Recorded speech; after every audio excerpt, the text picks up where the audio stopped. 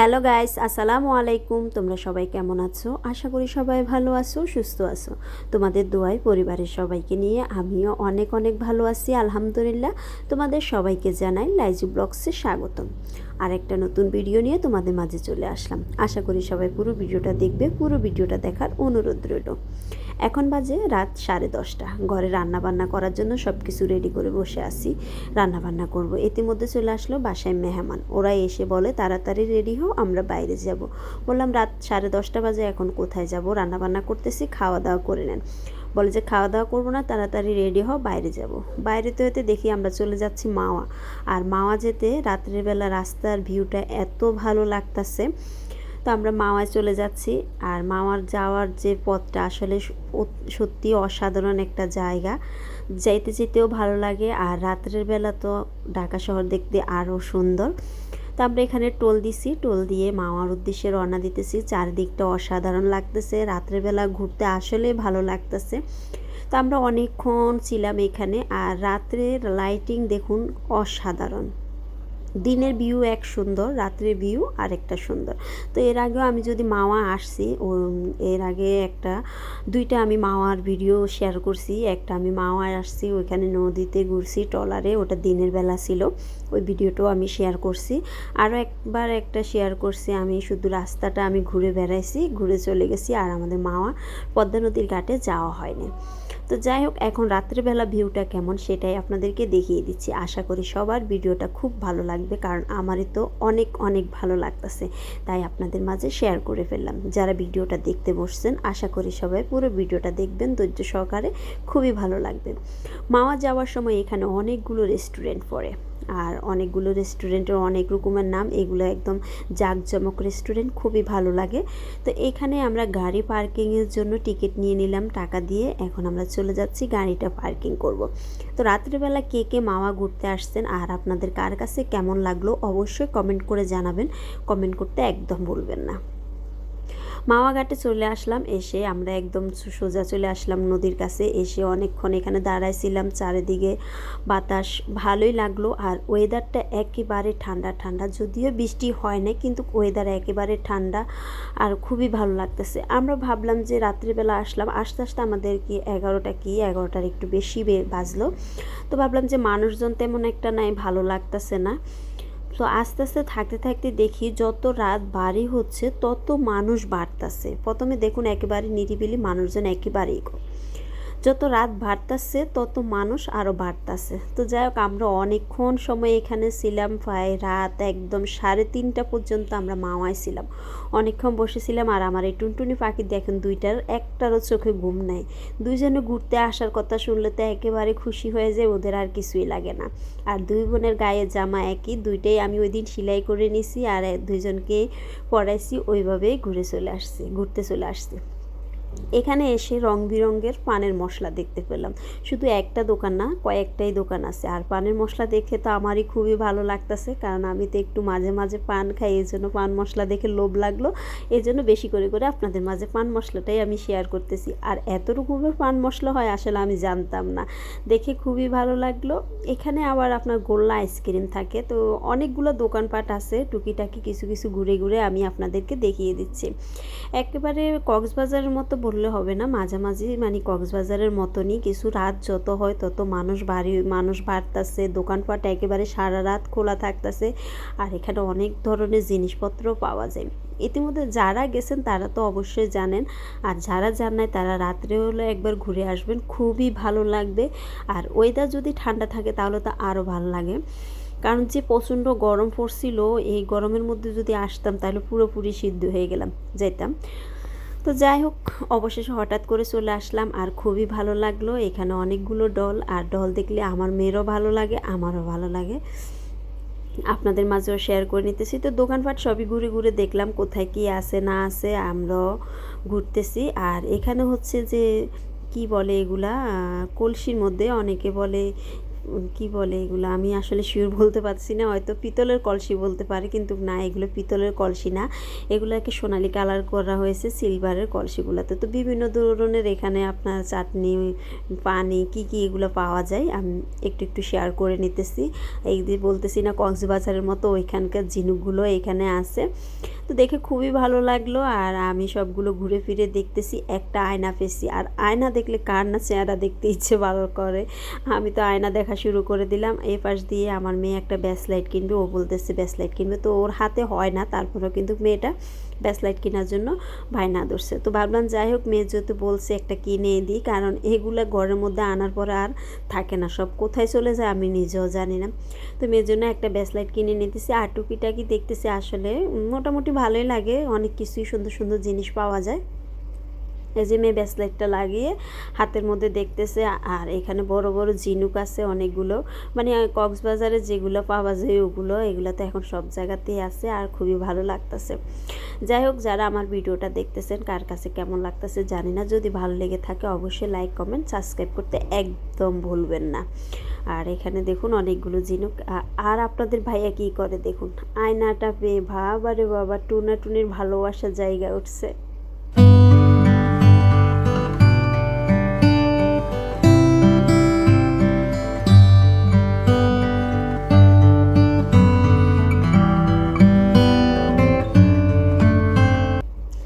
তো অনেকক্ষণ দুষ্টামি করলাম দুইজনে মিশলে, দেখে একজনের সাথে একজনে মজা করতেছি। আর এখন অন্ধকার, আমরা এদিক সেদিক পুরো মানে এদিকে ঘুরে ঘুরে হেঁটে হেঁটে দেখতেছি। আর মেয়ে দুইটা দেখুন আমার হাত ধরে হাঁটবে, ছোটোটা তো আমার কোল ছাড়া কিছুই বুঝে না, হাঁটতে হাঁটতে একদম ওই যেগুলো কী বলে লতের মতো, মেয়ে এগুলো পাই অনেক খুশি।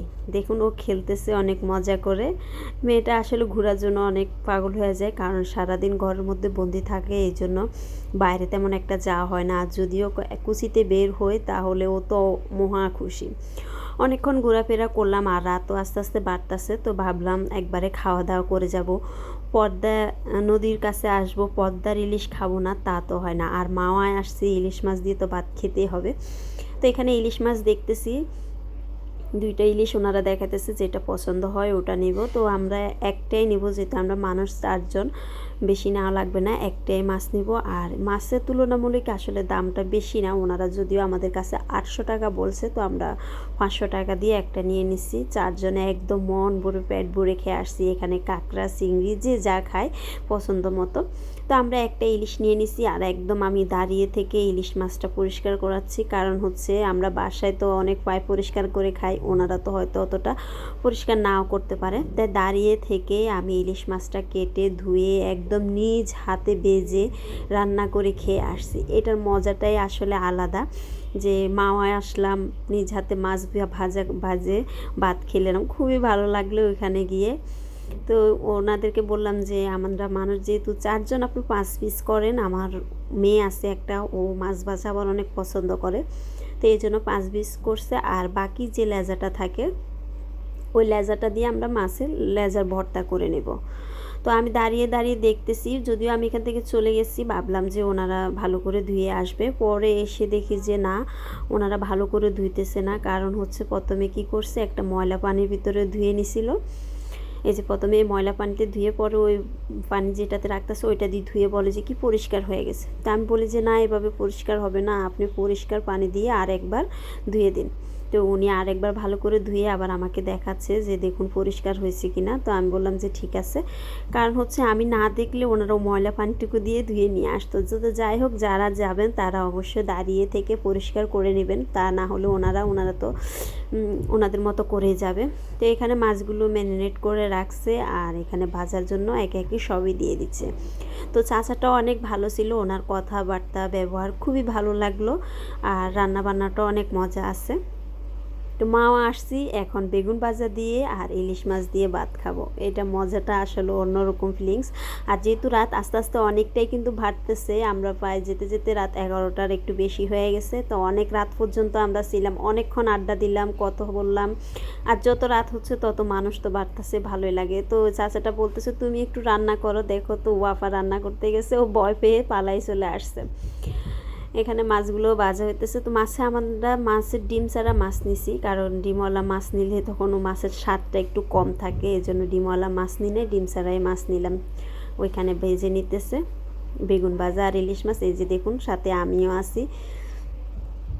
তো চাচা ওদিকে কাজ করতেছে, তো বলে আমি আসি, আমি দেখতেছি, আপনি যান। তো ওনাদের মতো আসলে আমি পারি না, কারণ আমরা বাসায় আমাদের মতো কাজ করি, ওনারা ওনাদের মতো করে। তো এই খুন্তিটা ধরতে অনেক ভারী লাগতেছে আমার কাছে। তো চাচা বলে লেজারটা উঠাই দিয়ে দিন, আমি ভর্তাটা করে নিই। তো উনি ভর্তা করতেছে আর আমি এই দিক দিয়ে মাছ ভাজাটা বেগুন ভাজাটা করে ফেলছি। এখন মাছ ভাজা উঠিয়ে ফেলতেছি আর উনি ওই পাক দিয়ে লেজের ভর্তাটা করে নিতেছে। মাশাল্লাহ, খেতে এত ভালো লাগলো, ইলিশ মাছ বেগুন ভাজা আর লেজের ভর্তা অসাধারণ লাগলো। আর এত সুন্দর মানে আমি একটা মুহূর্ত কাটাতে পারছি, খুবই ভালো লাগলো। আর রাত্রেবেলা যে এত ভালো লাগে জানতাম না, যদিও দিনে গেছিলাম, গরমের মধ্যে ঘুরে ফিরে চলে আসছিলাম, অতটা ভালো লাগে নাই। যখন দেখতেছি রাত বাড়ি হতে হতে মানুষ বাড়তেছে, তখন না ওখান থেকে আসতে ইচ্ছা করতেছে না, কারণ সকালে মেয়ের স্কুল আছে, কিছু করার নেই, আসতে হবে। তো লেজা ভর্তাটা এখানে হয়ে গেছে আর দেখতে কি লোভনীয় লাগতেছে, আমার তো মন চাইতেছে আমি এখনই খেয়ে ফেলি, এত ভালো লাগলো। তো মাছ ভাজা আর লেজার ভর্তা তৈরি হয়ে গেছে, আমরা এখন খাওয়া দাওয়া করব। খাওয়া দাওয়া করেও আমরা অনেকক্ষণ এখানেই থাকবো। তো চলুন খাওয়া দাওয়াটা সেরে নিই।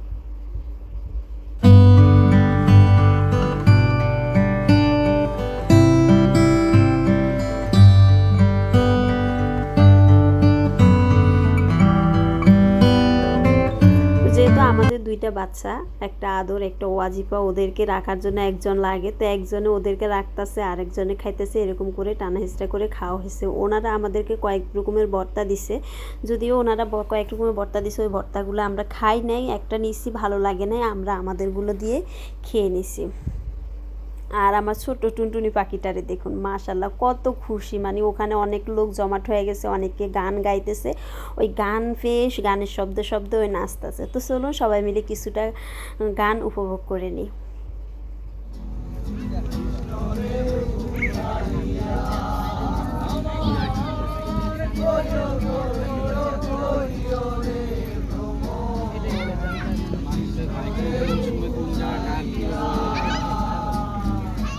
আমাকেও সামনে আমি দেখছি যে অনেকে অনেকে ভালো জায়গায় যাবো, অনেকে ভালোই করবে।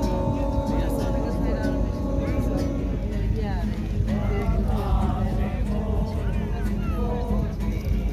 ফেসবুক ছিল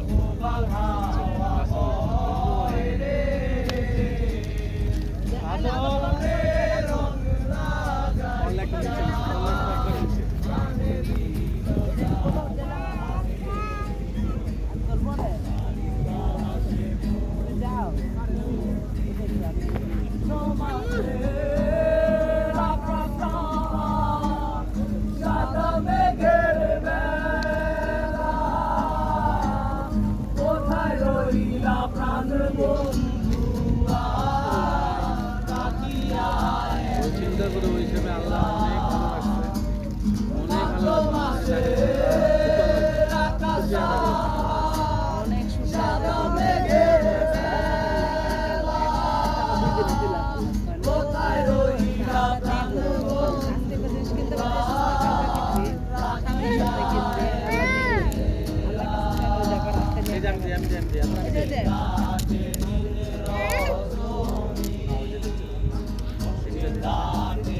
হ্যাঁ বাবা বসো, চিপস খাইছো?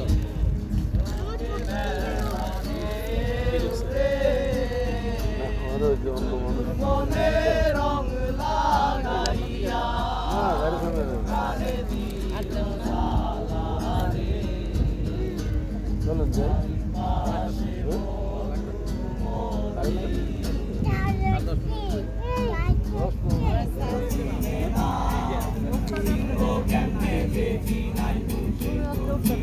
নাচো নাচো।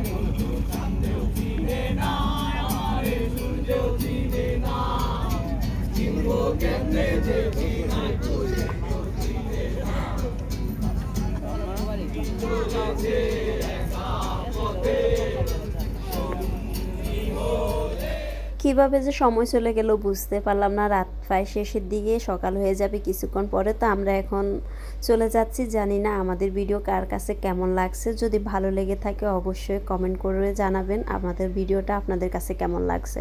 সবাই ভালো থাকবেন, সুস্থ থাকবেন। আজকের মতো এখানে বিদায় নিয়ে যাচ্ছি, আল্লাহ হাফেজ।